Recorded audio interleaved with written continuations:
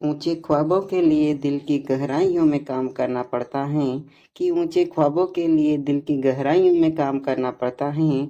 यूं ही नहीं मिलती सफलता किसी को, मेहनत की आग में दिन रात जलना पड़ता है। नमस्कार मेरे प्यारे साथियों, आप सभी का स्वागत है एजुकेशन के इस छोटे से प्लेटफॉर्म पर। तो आज हम सीईटी एग्जाम 2024 के एमसीक्यू क्वेश्चन जो आपके एग्जाम में बहुत ही काम आने वाले हैं एमसीक्यू क्वेश्चनों पर।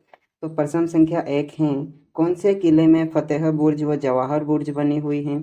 Option A Kumbhalgarh, option B Bharatpur किला, option C Mehrangarh, option D Junagarh. Junagarh कहाँ पर है? बीकानेर में। तो इसका करेक्ट आंसर हो जाएगा भरतपुर किला। ठीक है, ये आपको ध्यान में रखना है। और मैं आगे आपको बताऊं कि भरतपुर के किले का निर्माण किसने करवाया था? तो सूरजमल जाट ने। किसने करवाया था? सूरजमल जाट ने इस किले का निर्माण कराया था, यह आपको ध्यान रखना है।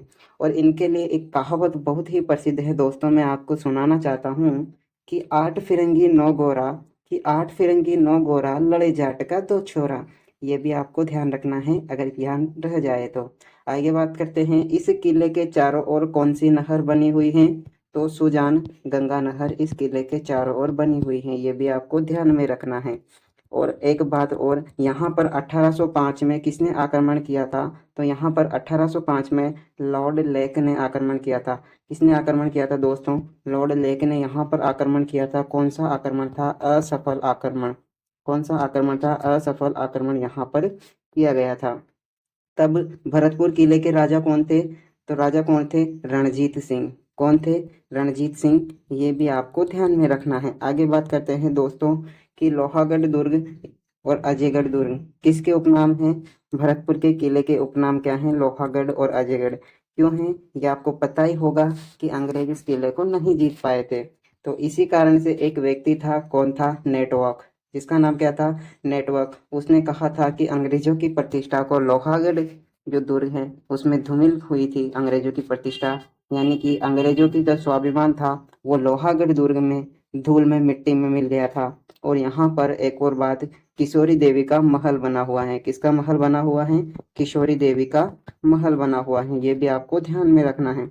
आगे बात करते हैं दोस्तों, यहाँ पर दादी माँ का, कौन सा? दादी माँ का महल बना हुआ है, ये भी आपको ध्यान में रखना है। और यहाँ पर एक मंदिर, सुप्रसिद्ध मंदिर बना हुआ है दोस्तों, किसका? राजेश्वरी माता का। राजेश्वरी माता का यहाँ पर मंदिर बना हुआ है, ये बातें सब आपको ध्यान में रखनी है। प्रश्न संख्या 2 है दोस्तों, कुंभलगढ़ किले की दीवार की लंबाई कितनी है? Option A 16 kilometre, option B 26 kilometre, option C 36 kilometre, option D 46 kilometre. तो इसका करेक्ट आंसर हो जाएगा दोस्तों 36 किलोमीटर, ये आपको ध्यान में रखना है। राजस्थान के किस स्थान की कठपुतली कला प्रसिद्ध है? तो option A Bikaner, option B Jaipur, option C Kota, option D Chittorgarh. आपको ध्यान रखना है, इसका आंसर चित्तौड़गढ़ हो जाएगा। अगर ऑप्शन में उदयपुर आए, चित्तौड़गढ़ ना आकर उदयपुर आए तो आपको उदयपुर टिक करना है, क्योंकि जो कठपुतली कला है वो उदयपुर की भी बहुत प्रसिद्ध है। और बात करते हैं चित्तौड़गढ़ के बारे में कि लकड़ी का जो सर्वाधिक जो काम है वो कहाँ पर किया जाता है? बस्सी में। बस्सी कहाँ पर है? चित्तौड़गढ़ में। लकड़ी के जो सर्वाधिक काम है वो बस्सी चित्तौड़गढ़ में किए जाते हैं, ये आपको ध्यान में रखना है। और लकड़ी की गणगौर, लकड़ी की गणगौर कितने वर्ष पुरानी है? 350 वर्ष पुरानी है, चित्तौड़गढ़ में स्थित है। किसने बनवाया था? प्रभात जी सुथार ने बनवाई थी, ये भी आपको ध्यान में रखना है। कहाँ की प्रसिद्ध है? चित्तौड़गढ़ की प्रसिद्ध है। अगला क्वेश्चन है, राजस्थान में लोहे के औजार कहाँ बनाए जाते हैं? Option A Alwar, option B Jaipur, option C Nagaur, option D Jodhpur. तो इसका करेक्ट आंसर क्या हो जाएगा? नागौर। और अलवर में, अलवर की कौन सी चीज प्रसिद्ध है दोस्तों? तो अलवर की कागजी पोट्री। कौन सी चीज? कागजी पोट्री जो है अलवर की प्रसिद्ध है, ये आपको ध्यान में रखना है। नेक्स्ट क्वेश्चन है दोस्तों, राजस्थान में मूर्ति कला के लिए कौन सा शहर प्रसिद्ध है? Option A Alwar, option B Jaipur, option C Kota, option D Bharatpur. तो इसका करेक्ट आंसर हो जाएगा क्या? जयपुर। जयपुर की मूर्ति कला सर्वाधिक प्रसिद्ध है। हम बात करते हैं हम मूर्ति कला के बारे में। यहाँ के कौन से व्यक्ति हैं जो सर्वाधिक प्रसिद्ध हैं? तो अर्जुन लाल प्रजापत। अर्जुन लाल जो प्रजापत हैं यहाँ के जो है मूर्ति कला के सर्व प्रसिद्ध यहाँ पर मूर्तिकार है। मूर्तिकार को और किस नाम से जाना जाता है? तो सिलावट। किस नाम से जाना जाता है? सिलावट। और आपको ये भी ध्यान रखना है कि सिलावट वाला मंदिर कहाँ पर स्थित है? तो ये माउंट आबू में स्थित है। सिलावट वाला मंदिर कहाँ पर स्थित है? माउंट आबू में स्थित है। और लाल पत्थर कहाँ पर पाया जाता है दोस्तों?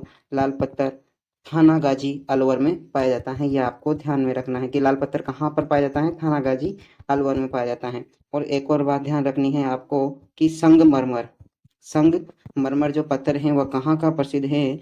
तो ये भी किशोरी गांव अलवर का प्रसिद्ध है। ये आपको ध्यान में रखना है। लेकिन सबसे प्रसिद्ध जो मूर्तियां हैं वह कहाँ की प्रसिद्ध है? तो जयपुर की प्रसिद्ध है। ये आपको ध्यान में रखना है।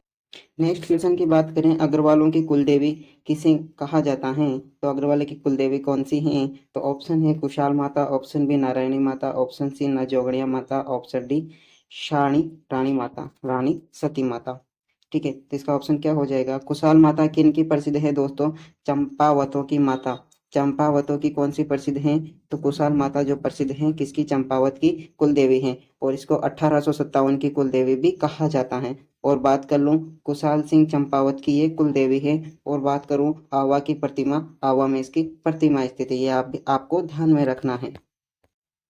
अगली बात करें नारायणी माता, तो ये नाइयों की कुलदेवी हैं। किसकी कुलदेवी हैं? नाइयों की कुलदेवी हैं। ये भी आपको ध्यान में रखना है। बात करें जोगड़िया माता, तो इसका मंदिर कहाँ पर है? भीलवाड़ा में स्थित है। बहुत ही भव्य मंदिर बना हुआ है, बहुत ही बड़ा मंदिर बना हुआ है। तो आपको कभी घूम के आना कि यहाँ पर जो मुर्गे की भेंट चढ़ाई जाती है कहाँ पर? जोगणिया माता की। ये आपको ध्यान में रखना है। और रानी सती दोस्तों, इसका करेक्ट आंसर हो जाएगा अग्रवालों की कुलदेवी कौन सी है? रानी सती।